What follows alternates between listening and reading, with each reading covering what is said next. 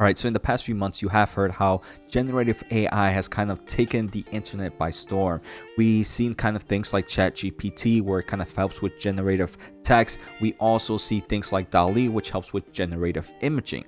Well, in the past few weeks, we have heard of companies like Microsoft and Google, kind of even Meta, which I am going to take a closer look at in a bit, also have talked about how they are going to implement generative AI solutions into their products. And I want to say this battle is going a lot faster than I thought it would. Microsoft today did announce a new version of Bing. Google yesterday did announce some new kind of artificial intelligence solutions. They do have a presentation as well.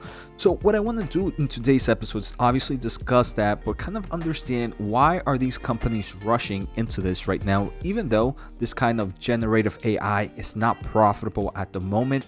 And I also want to talk about, is there going to be a clear winner in this space, or is something else going to happen? Let's take a closer look in today's episode. I do want to thank The Motley Fool for sponsoring this video, and make sure to check out fool.com/Jose to get the top 10 stocks to buy right now. So on February 7th, we did have an event from Microsoft where right here we can see they are reinventing search with new AI-powered Microsoft Bing and Edge, your co-pilot for the web.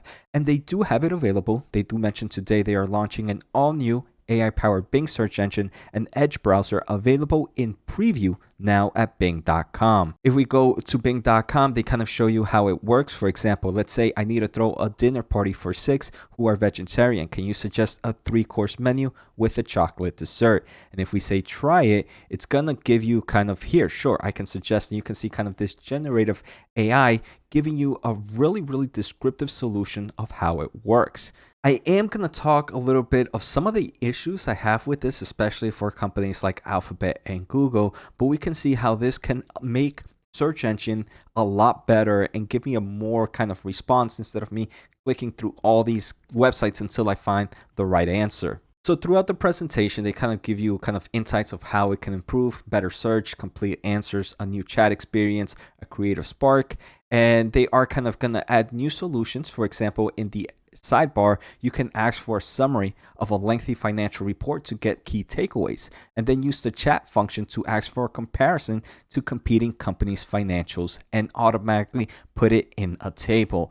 So it definitely is going to change the way we grab information, and I do believe it's going to speed up the process of information grabbing. So we can see Microsoft definitely announced a lot of other solutions within this space, but it's all pretty much generative, and it's all kind of these next generation OpenAI models. The new Bing is available today in kind of a limited version of it and for a limited amount of people. They are going to kind of scale that preview to millions in the upcoming weeks, and they're also going to kind of preview a mobile version of it in the upcoming weeks as well. So we can see Microsoft is moving pretty fast. Google or Alphabet, on the other hand, is not trying to stay still, right? They did introduce Bard on February 6th. They mentioned, we've been working on an experimental conversational AI service powered by Lambda that we are calling Bard. And today we are taking another step forward by opening it up to trusted testers ahead of making it more widely available to the public in the coming weeks. So I'm going to show some of the capabilities of Bard, but before, if you are enjoying the episode, make sure to hit the thumbs up as it does help me grow my overall audience. If you want to support a little bit more, make sure to subscribe using my link at fool.com/Jose. Finally, if you are into the semiconductor market and artificial intelligence, it's a huge driving force for the semi market, make sure to check out my semiconductor podcast, Semiconductor Investing and More. The link should be above or on the pinned comments. So here Google kind of gives you a way that Bard works, and it's very similar to what we saw with Microsoft. Hey, kind of give us a little bit more descriptive information of something I want to know about, and here they kind of tell you how to do it. So again, it seems like the products are pretty much the same. They are releasing it initially with their lightweight model version of Lambda, and I want to say that's very important because this generative AI is very expensive, and for a company like Google or even Microsoft to even have to even release this for free, I do believe is going to cost a pretty penny. I want to say I'm super excited again as a semiconductor investor because the computational power needed for this stuff is going to be dramatic. This much smaller model they mentioned requires significantly less computing power, enabling them to scale to more users, allowing for more feedback. Again, Google is the #1 search engine. So imagine them kind of giving certain things like this for free. It would kind of cost the company millions and millions and millions of dollars, probably on a daily basis. So this is something that they have to kind of keep in mind. And that's why I'm pretty sure they are kind of releasing a less computing power version, or the lightweight model. Again, if you go to their website, they can kind of showcase how it works. Again, it's pretty similar. It would make it would make search engines a lot more responsive and make sure they give you a better answer. And I want to say that's where an issue for me comes out, especially for the business models of a lot of these companies. And Google is going to go out live tomorrow on February 8th. You can watch it on YouTube, where they present a little bit more of some of their artificial intelligence solutions. I do believe they are going to mention something else, but you can go to YouTube tomorrow, February 8th at 2:30 p.m. CET. So now that we understand what both Microsoft and Google are doing to kind of battle this artificial intelligence, I want to explain why I believe that Microsoft is doing this at a very, very fast pace, forcing Alphabet to also release something like this at a rapid pace. I don't believe, I believe if it wasn't for OpenChatGPT, something like this would have never been released by either Microsoft or Google. And that is the overall user base. First, I want to say this technology, even though it is impressive to our eyes, most of big tech probably has something like this. We can see Meta's AI chief calls OpenAI's ChatGPT tech not particularly innovative, because a lot of the big techs who have been developing or investing in AI have something similar. So it's not like I want to say Microsoft has a lead in Google or Google has a lead in Microsoft at the moment. We don't know, but the overall ChatGPT version itself is not something too crazy. So I do believe right now, as there is huge amounts of craze or this kind of fan following for AI, Microsoft is trying to make their Bing a little bit more relevant, right? We can see from this search engine market share in 2022 from Burlow, and the sources are gs.statcounter.com. We can see Google takes over 92.2% of the market share. Bing has 3.4%. So in my opinion, Microsoft is going, hey, AI is super popular right now. Let me use this kind of popularity right now to put it into my Bing and kind of grow some market share. I do believe there is an advantage that Microsoft has over Google at the moment. And unfortunately, that advantage is that Bing is super small. So while Google has a huge amount of market share, for them to kind of release generative AI solutions, it would be a lot more expensive opposed to Bing. Let's say out of 100 people using search engines, 92 people are using Google, 3 people are using Bing. So it's going to be a lot more expensive for Google to continue to innovate this or kind of release this to the mass public, because it's going to be more expensive.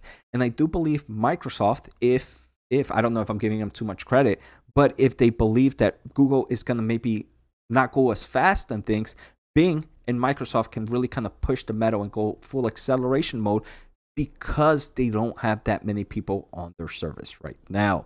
And like I mentioned, we have seen that OpenAI right now, there are reports that this is a company at a heavy loss. I don't believe it's going to change much with Google and their Bard platform. I do believe that's going to come at a heavy loss as well. We've even heard from Meta's investors call, right, that they talked to Mark Zuckerberg about generative AI. And Mark Zuckerberg mentions that, hey, generative AI is cool, but a lot of the stuff is expensive, right? To kind of generate an image or a video or a chat interaction gets expensive. So this is something that big tech has to worry about.